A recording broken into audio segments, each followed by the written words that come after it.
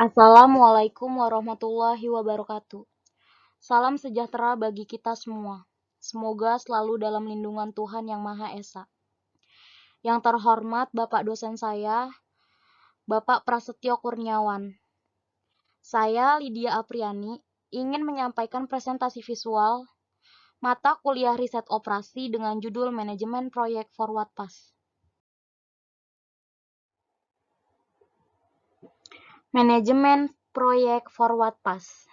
Arti manajemen di sini adalah aktivitas yang meliputi perencanaan, pengorganisasian, pelaksanaan, dan kepemimpinan, serta pengawasan terhadap pengelolaan sumber daya yang dimiliki suatu organisasi untuk mencapai tujuan yang telah ditetapkan.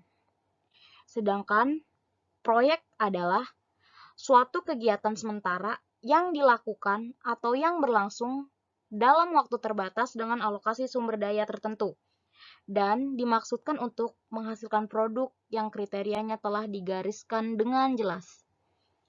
Manajemen proyek atau project management adalah suatu rangkaian aktivitas yang di dalamnya terdiri dari kegiatan perencanaan, penjadwalan, dan pengendalian proyek yang terdiri dari beberapa aktivitas atau kegiatan.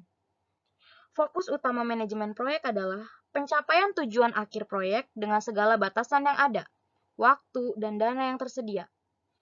Tujuan utamanya adalah membantu manajemen dalam menyusun penjadwalan data proyek, menentukan total waktu yang digunakan dalam menyelesaikan suatu proyek, menentukan aktivitas atau kegiatan yang perlu didahulukan, dan yang terakhir, menentukan biaya yang diperlukan dalam menyelesaikan suatu proyek.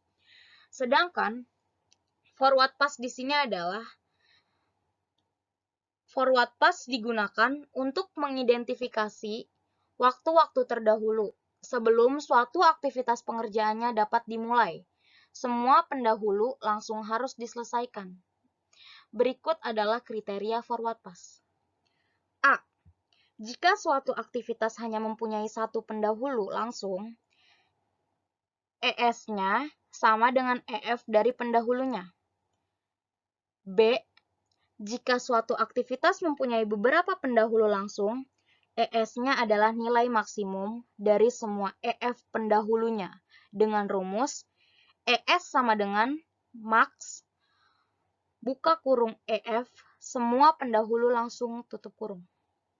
Waktu selesai terdahulu atau EF dari suatu aktivitas adalah jumlah dari waktu mulai terdahulu atau ES dan waktu kegiatannya dengan rumusan EF sama dengan ES ditambah waktu aktivitas.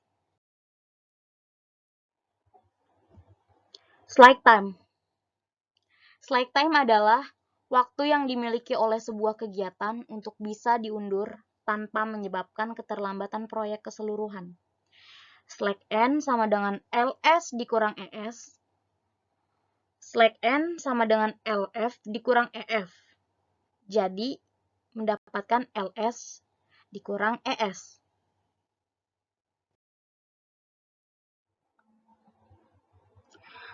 Dalam manajemen proyek, terdapat teknik analisis Critical Path Method atau CPM. CPM adalah teknik menganalisis jaringan kegiatan atau aktivitas-aktivitas ketika menjalankan proyek dalam rangka memprediksi durasi total. Critical path sebuah proyek adalah deretan aktivitas yang menentukan waktu tercepat yang mungkin agar dapat diselesaikan. Ada beberapa hal yang perlu diperhatikan yang berkaitan dengan CPM atau jalur kritis. Yang pertama, tertundanya pekerjaan di jalur kritis akan menunda penyelesaian jalur proyek ini secara keseluruhan. Yang kedua, penyelesaian proyek secara keseluruhan dapat dipercepat dengan mempercepat penyelesaian pekerjaan-pekerjaan di jalur kritis. Lalu, yang terakhir, slack pekerjaan jalur kritis sama dengan 0. Hal ini memungkinkan relokasi sumber daya dari pekerjaan non-kritis ke pekerjaan kritis.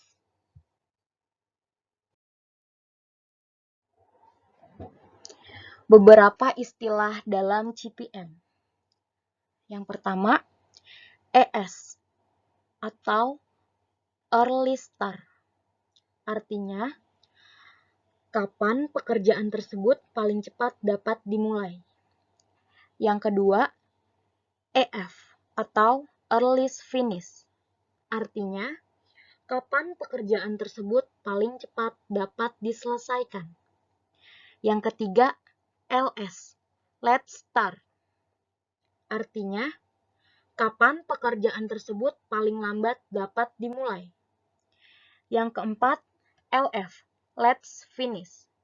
Artinya, kapan pekerjaan tersebut paling lambat dapat diselesaikan.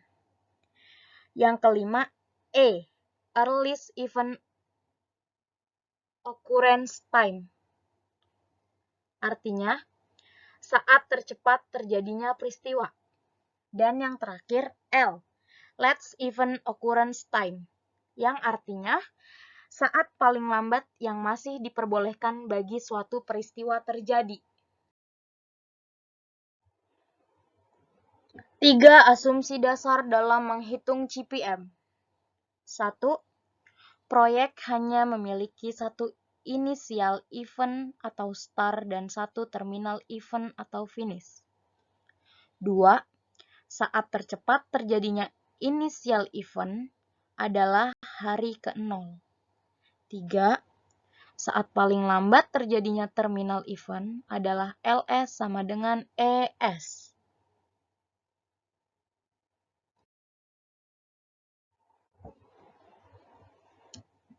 Ada 2 teknik menghitung dalam CPM. Yang pertama, hitung maju atau forward pass, yaitu dimulai dari start atau initial event menuju finish atau terminal event untuk menghitung waktu penyelesaian tercepat suatu kegiatan atau EF, waktu tercepat terjadinya kegiatan atau ES, dan saat paling cepat dimulainya suatu peristiwa atau E. Yang kedua, hitung mundur atau backward pass, yaitu dimulai dari finish menuju start untuk mengidentifikasi saat paling lambat terjadinya suatu kegiatan atau LF. Waktu paling lambat terjadinya suatu kegiatan atau LS, dan saat paling lambat suatu peristiwa terjadi atau L. Aturan hitung maju atau forward pass. 1. Kecuali kegiatan awal, maka suatu kegiatan baru dapat dimulai bila kegiatan yang mendahuluinya telah selesai. 2. Waktu selesai paling awal suatu kegiatan sama dengan kurun waktu kegiatan yang mendahuluinya. 3. EF buka kurung I dikurang J tutup kurung sama dengan ES buka kurung I dikurang J tutup kurung ditambah T buka kurung I dikurang J tutup kurung.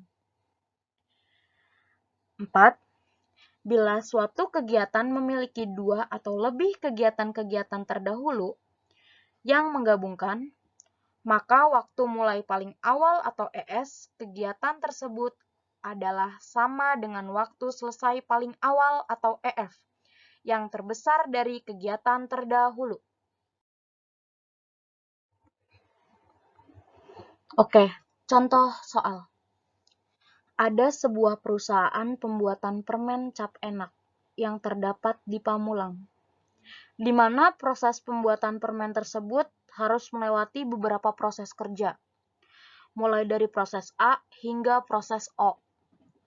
Tiap proses memiliki waktu kerja yang berbeda-beda serta jumlah tenaga kerja yang berbeda untuk tiap proses kerja. Hal itu dapat dilihat pada tabel berikut ini.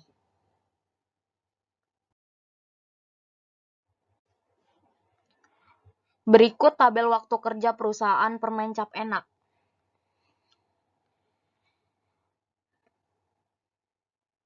Yang berisi tentang pekerjaan sebelumnya, waktu hari yang meliputi A, M, dan B, serta jumlah tenaga kerja. Maksud dari A di sini adalah waktu perkiraan yang diyakini dapat menyelesaikan sebuah pekerjaan apabila tidak ada hambatan mendasar. Maksud M di sini adalah waktu yang paling memungkinkan untuk menyelesaikan sebuah pekerjaan. Sedangkan B adalah waktu perkiraan yang tidak begitu yakin atau pesimis untuk diperlukan dalam penyelesaian sebuah pekerjaan seandainya diduga ada nada rintangan dalam penyelesaian pekerjaan tersebut.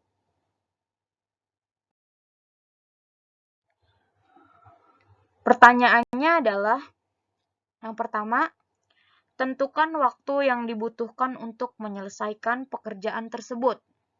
Yang kedua, berapa banyak tenaga kerja optimal yang dibutuhkan?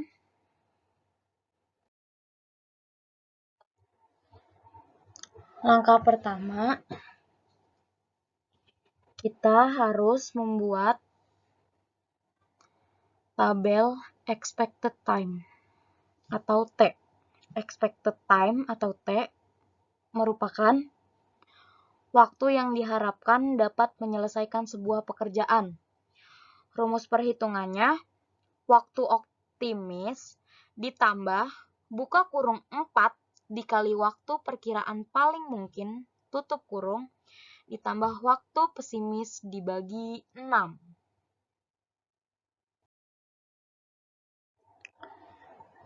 Berikut adalah perhitungan expected time. Lalu, diagram jaringan kerja permen cap enak. A 5 buka kurung 2 sama dengan pekerjaan A membutuhkan waktu 5 hari dan 2 tenaga kerja. B 4 buka kurung 4 sama dengan pekerjaan B membutuhkan waktu 4 hari dan 4 tenaga kerja.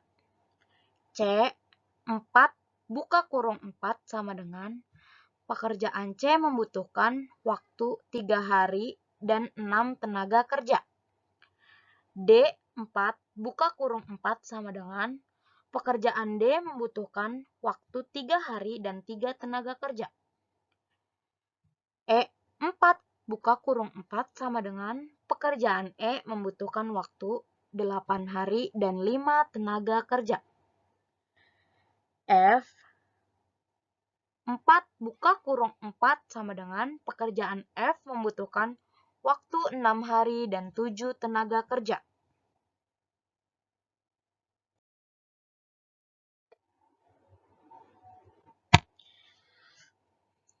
Dari gambar ini dapat diketahui bahwa waktu yang dibutuhkan untuk menyelesaikan proses pembuatan permen adalah 41 hari dengan metode forward. Hal yang perlu diperhatikan pada saat perhitungan dengan beberapa pekerjaan sebelumnya, maka waktu yang dipilih adalah waktu terlama.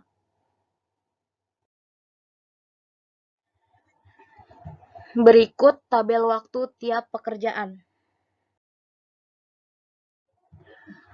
Dari tabel di atas dan diagram alir kerja forward dan backward yang telah dibuat sebelumnya, maka langkah selanjutnya adalah membuat tabel waktu untuk setiap pekerjaan. Untuk melihat pekerjaan mana saja yang kritis dan pekerjaan mana saja yang tidak kritis. Dari tabel ini diketahui bahwa terdapat 7 pekerjaan kritis, yaitu pekerjaan C, E, F, G, I, M, dan O. Dari tabel tersebut, selanjutnya akan dibuatkan Gantt chart untuk melihat jumlah tenaga kerja dalam jangka waktu tertentu. Berikut grafiknya.